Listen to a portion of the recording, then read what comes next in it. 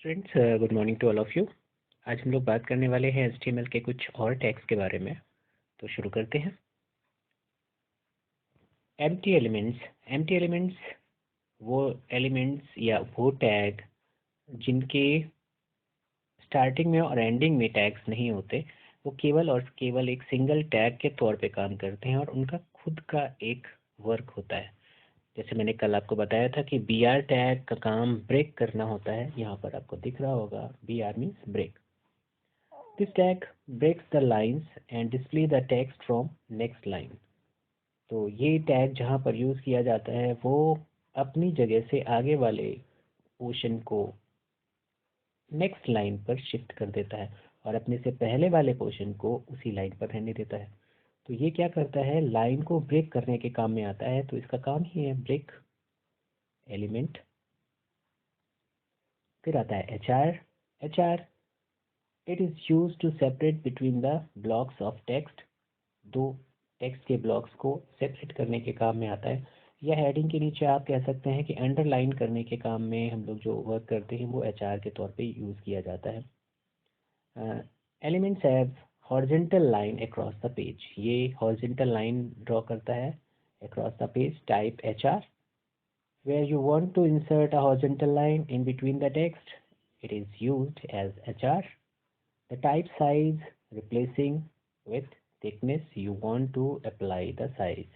तो एट्रीब्यूट के तौर पर यहाँ पर हम लोग साइज डिफाइन करते हैं। अगर साइज हमने दी है तो वो थिकनेस जो लाइन की है, किसी भी टाइटल के नीचे मान लिया ये लाइन आपने खींच दी, तो इस लाइन को खींचने के लिए हम लोग HR टैग का यूज़ करेंगे। लेकिन ये लाइन कितनी मोटी और कितनी दूर तक करे, इसके लिए हम लोग साइज देते हैं और उसकी थिकनेस को डिफाइन करते हैं। एक एग्जांपल है यहाँ पर, और यहाँ पर आपको उसका आउटपुट दिख रहा होगा। इस जगह आउटपुट है और ये एक प्रोग्राम लिखा हुआ है जिसमें कि HR साइज 12 यूज़ करी गई है। पैराग्राफ को यूज़ किया गया है, पैराग्राफ में सेंटर लाइन यूज़ किया गया है, जस्टिफाई यूज़ किया गया है, पैराग्राफ राइट लाइन भी यूज़ किया गया है, सेंटर में ऑलवेज रिमेंबर, और फिर वहाँ पर ब्रेक का यूज़ किया गया है। तो इसके बाद जो क्वेश्चन आ रहा है वो लाइन ब्रेक करके लिखा जाएगा और इस तरीके से कुछ कमांड्स को यूज़ किया गया है। अब हम HR की बात करें तो HR टैग का यूज़ यहाँ पर जो किया गया है वो लाइन को हॉरिजॉन्टली ड्रॉ करने के लिए। यहाँ पर ऊपर आप देख रहे होंगे, सबसे ऊपर एक लाइन आपको ड्रॉ करती हुई दिखाई पड़ रही है। ये लाइन जो है, इस लाइन को हम HR की तौर पर यूज़ कर रहे हैं। स्टार्टिंग में एक लाइन ड्रॉ कर दी गई, उसके बाद फिर कंटेंट आता है, थॉट ऑफ द डे यहाँ लिखा हुआ है। उसके बाद पैराग्राफ स्टार्ट हो रहा है जो कि जस्टिफाई करता है। तो फिर नीचे के लाइन से पैराग्राफ दूसरा स्टार्ट हो रहा है। ये पैराग्राफ जहाँ पे ख़त्म हो रहा है वहाँ पर राइट अलाइन करके फिर से पोर्शन डाला गया है। ये ऑलवेज रिमेंबर वाला पोर्शन मुझे सेंटर अलाइंड है तो सेंटर में आ गया है। फिर उसके बाद में लाइन को ब्रेक किया गया है और फिर अगली line, if you can't do great things you do small things is a great way. ये लाइन आपकी आ रही है। तो कब हॉरिजॉन्टल लाइन, कब सेंटर लाइन, एंड बहुत सारे क्वेश्चंस को जो यहाँ पे यूज़ किया गया है उन्हें हम देख सकते हैं आउटपुट में। फिर बात आती है फॉन्ट स्टाइल की। फॉन्ट का स्टाइल कैसा हो, कैसा हमको दिखाई पड़े, अपीयरेंस, जो कि आपके कैरेक्टर्स हैं, जो भी आप मैटर लिखने वाले हैं, तो उसके लिए हम लोग फॉन्ट स्टाइल टैग का यूज़ करते हैं।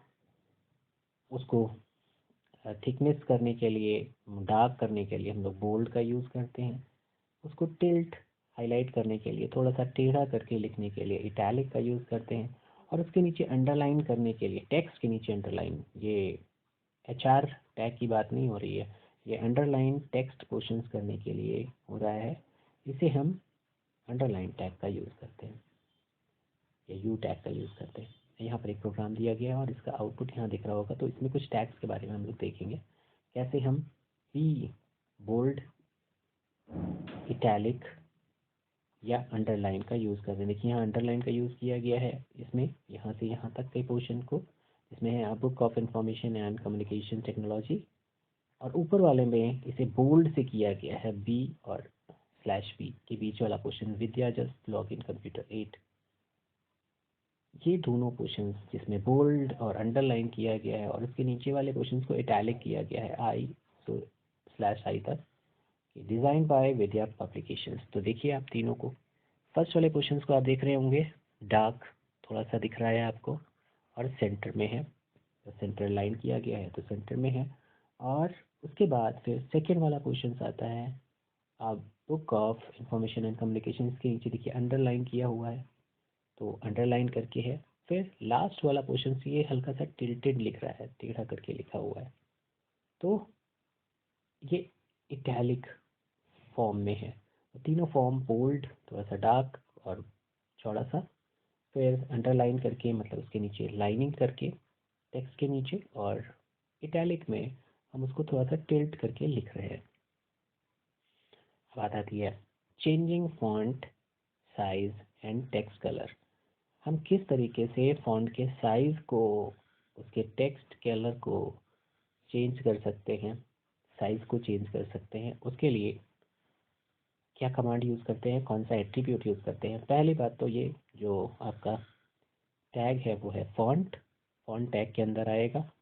फिर फॉन्ट में एट्रीब्यूट्स आएंगे, जिसमें फेस है, फेस किसके लिए यूज़ किया जा रहा है, फेस को हम स्टाइल के लिए यूज़ करते हैं। और जैसे यहाँ पर है font face equals to Cooper Black, तो कूपर ब्लैक स्टाइल में ये फॉन्ट को लिखेगा। फिर एक प्रोग्राम यहाँ पर फिर से आता है, इसका आउटपुट यहाँ दिख रहा है। इस प्रोग्राम में फॉन्ट फेज लिखा गया है और इसको कूपर ब्लैक किया गया है, फिर अलाइनमेंट किया गया है। उसके अलावा यहाँ पर फेज, दूसरा भी फेज है एक, लूसिया हैंड राइटिंग। देखिए यहाँ पर दो तरीके के फॉन्ट आपको दिख रहे होंगे, एक ऊपर वाला फॉन्ट, एक नीचे वाला फॉन्ट। एक को हम लोग कूपर ब्लैक के तौर पे यूज़ कर रहे हैं और दूसरे को हम लूसिया हैंड राइटिंग के तौर पे यूज़ कर रहे हैं। दोनों लिखने के तरीके अलग हो गए हैं, तो फॉन्ट पेज में हम उसके फॉन्ट के लिखने की स्टाइल को बदलते हैं।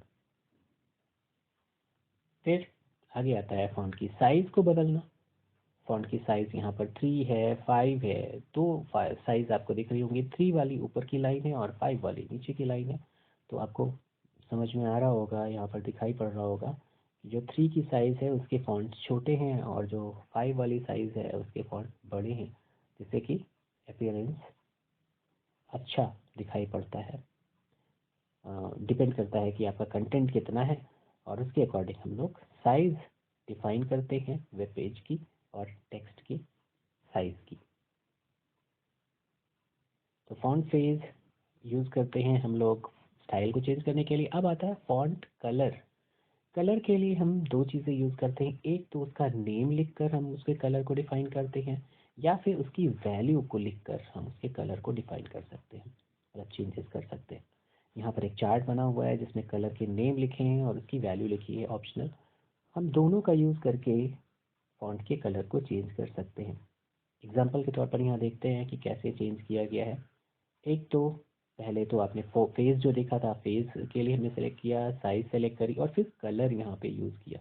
कलर के लिए यहाँ पर कोड का यूज़ किया जा रहा है और ऊपर आप देख रहे हैं तो उसको रेड जहाँ पे लिखा हुआ है उसमें हम लोगों ने बाकायदा उस कलर के नेम को यूज़ किया है। नेम या कोड दोनों से ही कलर चेंज होगा। यहाँ पर आपको कलर नहीं दिख रहा होगा क्योंकि ये ब्लैक एंड वाइट पोर्शन में दिखाई पड़ रहा है, बट जब आप यूज़ करेंगे कलर तो ये जो टेक्स्ट है जो लिखा हुआ आई विश एवरीवन, ये वाला जो पोर्शन है ये चेंज होकर आपको दिखाई पड़ेगा। नेक्स्ट पोर्शन जो है उसे हम कहते हैं एट्रीब्यूट। ये मैंने पहले भी बताया आपको कि हर टैग के अंदर ही एट्रीब्यूट को यूज़ किया जाता है। तो बॉडी एक टैग है और बीजी कलर एक एट्रीब्यूट है। तो बॉडी का बैकग्राउंड कलर क्या हो इसको डिफाइन करने के लिए ये बीजी कलर यूज़ किया जाता है। बीजी कलर, और बीजी कलर का सिंटेक्स है, बीजी कलर लिखने के बाद में इक्वल साइन लगाते हैं और डबल कोट के अंदर वो कलर लिख देते हैं जो कलर हमें बैकग्राउंड में, बॉडी के बैकग्राउंड में चाहिए। तो बैकग्राउंड कलर कैसे सेट किया जाता है, या कौन सा एट्रीब्यूट है, किसका एट्रीब्यूट है, बॉडी का एट्रीब्यूट है। एग्जाम्पल के तौर पर यहाँ दिखाया जा रहा है कि बॉडी का बैकग्राउंड जो है, बैकग्राउंड ग्रीन कर दिया गया, तो ये जो पीछे आपको ब्लैक ब्लैक दिख रहा होगा, ये ब्लैक ना होकर ये ग्रीन कलर से आएगा। और सेम थिंग यहाँ पर दो तरीके की हैंड राइटिंग यूज़ करी गई है, ब्लैक, कूपर ब्लैक और लुसिडिया हैंड राइटिंग।